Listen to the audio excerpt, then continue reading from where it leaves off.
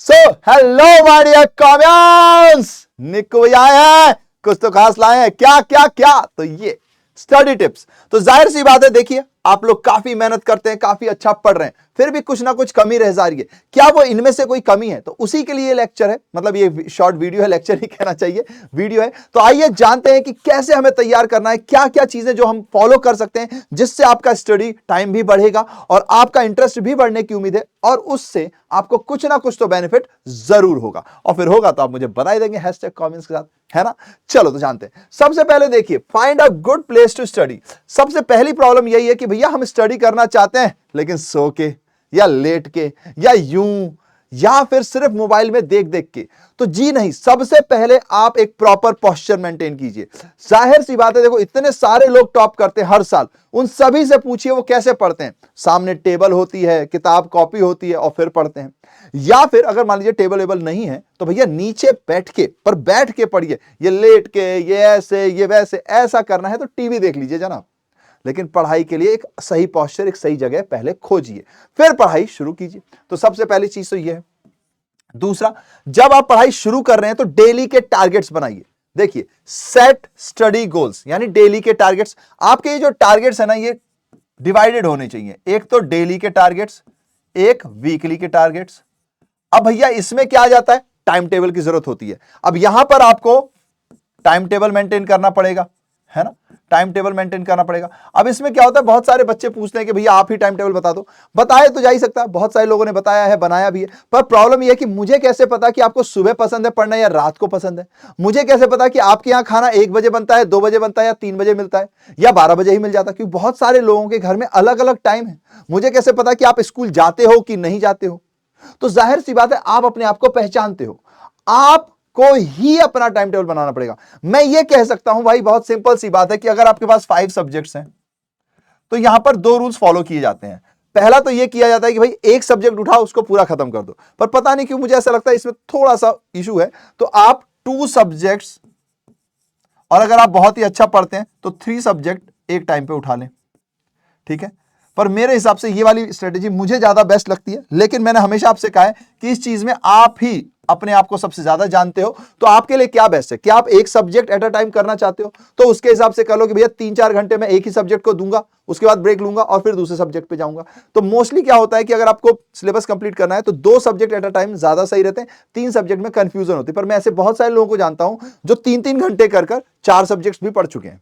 तो भैया ये आप पे डिपेंड करता है, बट एक बार ट्राई करके चेक करो। तो यानी कि सबसे पहले भैया सेट स्टडी गोल्स। आप अपने स्टडी गोल्स को सेट करिए, डेली स्टडी गोल्स, कि भैया आज अगर ये करना है तो भैया करना है, करने के बाद ही उठना है भैया जी। ये आपके गोल्स के अंदर होना चाहिए, और आपका जो गोल है वो आपके सामने होना चाहिए। अगर आपका टेबल है तो सामने, अगर बैठ के पढ़ रहे हो तो भी दीवार के सामने होना चाहिए कि भैया ये मेरा गोल है।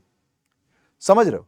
ठीक है। इसका मतलब नहीं कि दीवार पर डेली चिपकाना है, मतलब कुछ रख दो, यानी आपको पता तो होना चाहिए कि आज मुझे पढ़ना कितना है। तो ये चीज होनी चाहिए।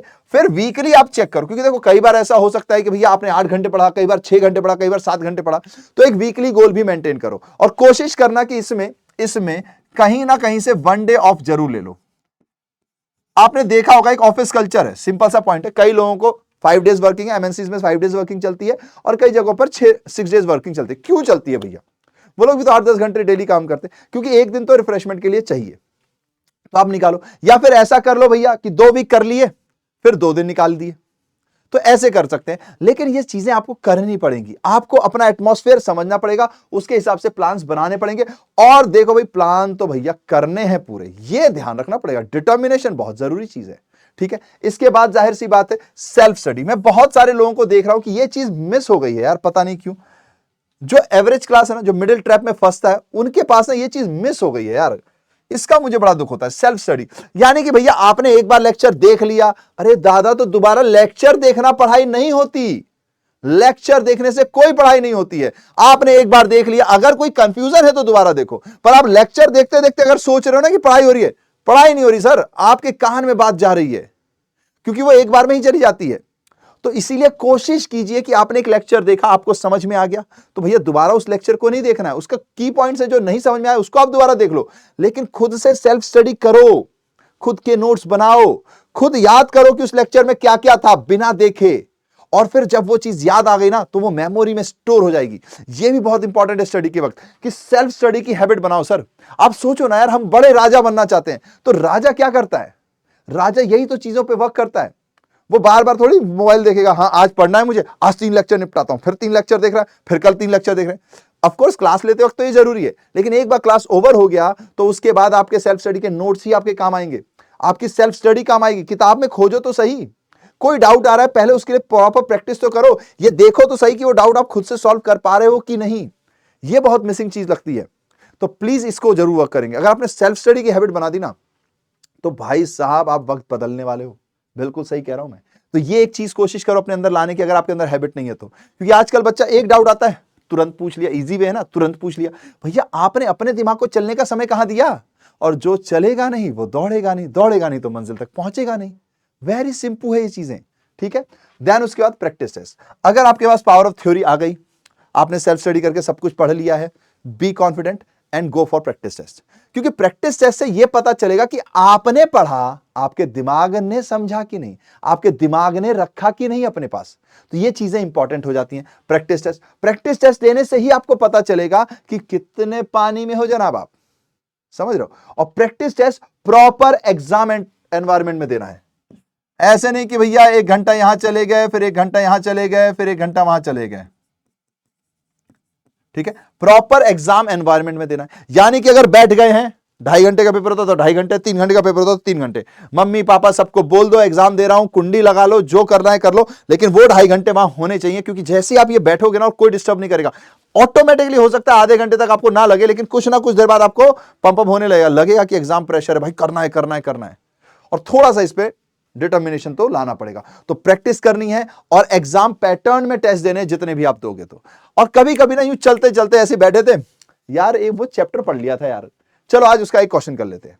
ये वाली हैबिट अगर आप अपने अंदर डाल ली ना तो आपकी मेमोरी पावर भी इसमें बहुत बढ़ जाएगी, यकीन मानिए, ठीक है। देन उसके बाद कन्वर्सेशन। जाहिर सी बात, आप प्रैक्टिस टेस्ट दे रहे हो, आप स्टडीज भी कर रहे हो, कन्वर्सेशन बहुत हेल्पफुल होती है। अब प्रॉब्लम क्या है, कन्वर्सेशन में लग गए तो इधर उधर की चुगली, इधर उधर का वो, इसका उसका वो नहीं करना सर। कंस्ट्रक्टिव कन्वर्सेशन करना है। भले ही फिर अगर आपको लगता है कि यार मैं दूसरे दोस्त से बात करता हूं, कहीं ना कहीं घुमा फिरा के ना वहीं लेकर चला जाता है, वो कहीं क्रश पे लेकर चला जाता है, कभी अपनी दादी मम्मी की शिकायतें करने लगता है, कभी किसी की शिकायतें, कभी खाने पीने की याद दिलाता है। तो भैया छोड़ दो, फिर मिरर से अपने आप से बात करो। मिरर है, आप हो। आज क्या क्या पढ़ा गुरु? आज हमने ये पढ़ा, आज हमने ये पढ़ा, आज हमने ये पढ़ा, आज हमने इसमें ये था, इसमें था, अरे यार वो क्वेश्चन में ना वहां गलती हो गई थी। करो ना यार बात, एक्टिंग भी सीख लेंगे भाई साहब। मिरर में करते करते लोग एक्टिंग भी करते हैं, ये भी फायदा है। एक तीर से 2 शिकार, पर ये करना पड़ेगा जनाब, है ना। देन उसके बाद कन्वर्सेशन अगर आप फ्रेंड के साथ कर सको, क्योंकि क्या होता है ना, मिरर में एक प्रॉब्लम ये आ जाती है कि आपकी जो नॉलेज है वो लिमिटेड रह गई। अगर आपके पास कोई स्टडी वाला दोस्त है, उससे अगर आप बातचीत करोगे तो उसकी नॉलेज आपको, आपकी नॉलेज उसको, और इससे ज्यादा चीजें याद रहती है, क्योंकि थोड़ी मेमोरी भी बनती है। या फिर एनीवन, कोई भी हो यार आपके लिए, कोई भी हो, आपके पेरेंट्स से भी बात कर सकते हो आप, वो लोग भी सुनते हैं। कई बार वो लोग इंस्पायर हो जाते हैं कि अच्छा ये भी है, अच्छा ये भी है। और मान लीजिए आपके पेरेंट्स ने अगर मान लीजिए वो सब्जेक्ट नहीं पता होगा तो उनका भी इंटरेस्ट भी जाग सकता है। तो किसी को भी पकड़ो, लेकिन बातचीत करो। आपने जो भी पढ़ा बताओ, जो भी कहीं रुकावट आई बताओ, तो इससे ज्यादा चीजें याद होती है। ये एनीवन में आपके टीचर्स भी आ जाते हैं सर, ठीक है।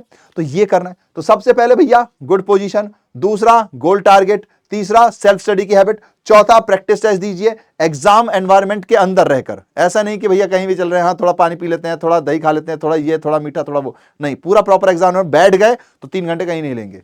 फिर प्रैक्टिस टेस्ट दे दिए, कन्वर्सेशन कर ली। डिस्ट्रैक्शन, देखो कोई कितना ही कह ले, हम भी डिस्ट्रैक्ट होते हैं, ये होता ही है, डिस्ट्रैक्शन होता ही है। पर हाउ टू ओवरकम?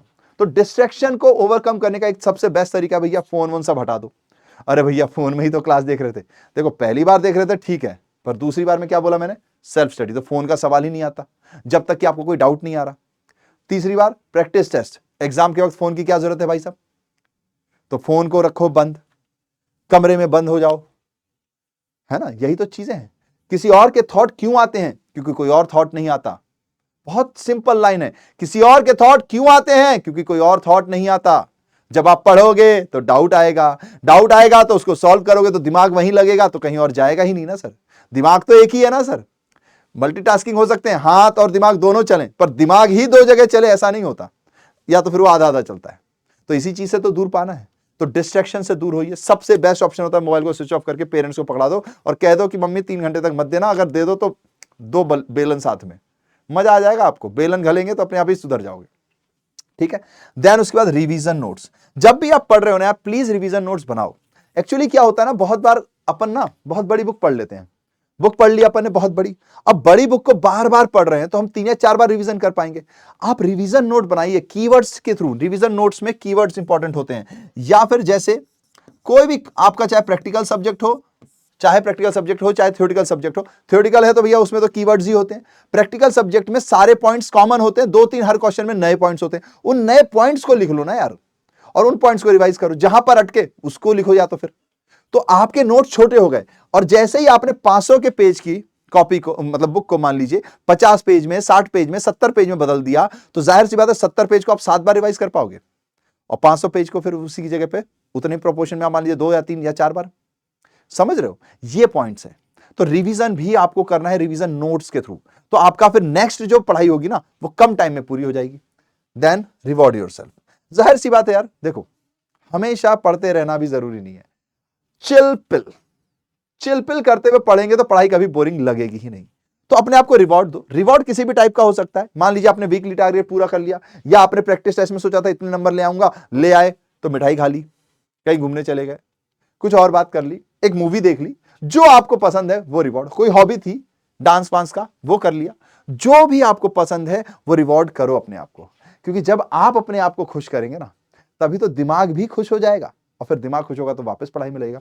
तो ये आपके लिए इंपॉर्टेंट चीजें, ये आपको ध्यान देना है। प्लीज इनको फॉलो कीजिए, स्टडी आराम से कीजिए और हंसते गाते कीजिए, क्योंकि हमारा तो मोटो भी है ना, हैव स्माइल्स स्प्रेड स्माइल्स। और सीधी सी बात है यार, हमेशा सब लोग कहते हैं, क्या बोलते हैं भैया, सब लोग बोलते हैं बी पॉजिटिव, क्योंकि बी पॉजिटिव रहने पे ना बहुत सारी चीजें होने लगती हैं, बहुत सारी चीजें। बी पॉजिटिव में जो पावर है ना वो धीरे धीरे ही समझ में आती है। और फिर जब आप स्टडी टिप्स को फॉलो करेंगे तो मैं आपसे कहना चाहूंगा, जाके आसमान में बादलों से कह दो, जितना जुनून है, जितना जोश है, जितनी भी हिम्मत है, आ जाओ, हम भी सूरज हैं, रोशनी अपने घर तक पहुंचा के रहेंगे, अपने सपनों को पूरा कर रहेंगे। ठीक है, तो इस थॉट के साथ चलते हैं, और उम्मीद है कि आप इन टिप्स को फॉलो करेंगे और इससे फायदा होगा, और जब होगा तो आप हमें बताएंगे ही। तब तक के लिए tata tata tata, bye bye bye bye bye bye.